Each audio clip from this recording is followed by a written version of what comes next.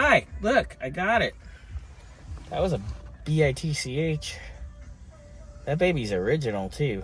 Look at that old school Fomoco. So we're gonna check and see if we have an issue in here.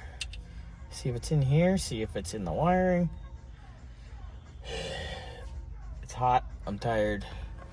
I'm gonna take a water break, but it actually finally came out. Pain in the ass, but we got it. It's out. Wasn't fun. All right, so just continued on here on Jordan's. Got the old ignition switch out, which we've already discussed.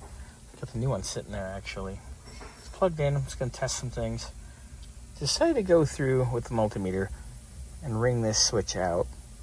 And funny thing is key on, key off, and accessory. I have power everywhere.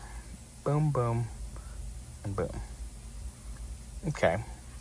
And then on start, I'm supposed to have power here, and I don't. But I don't have power anywhere else either. Just on the input. Strange. Very, very, very, very strange. So that switch is definitely part of our problem. It is loose, by the way. You can hear it. So it's definitely seen better days. I'm gonna actually ring out the new one just to be safe, and then go ahead and put that baby back together. Trying to find us a fresh, good keyed hot. Trying to see why we had constant 12 volts out of the factory coil wire all the time. Verifying we don't have an issue under the dash. And then we will go from there.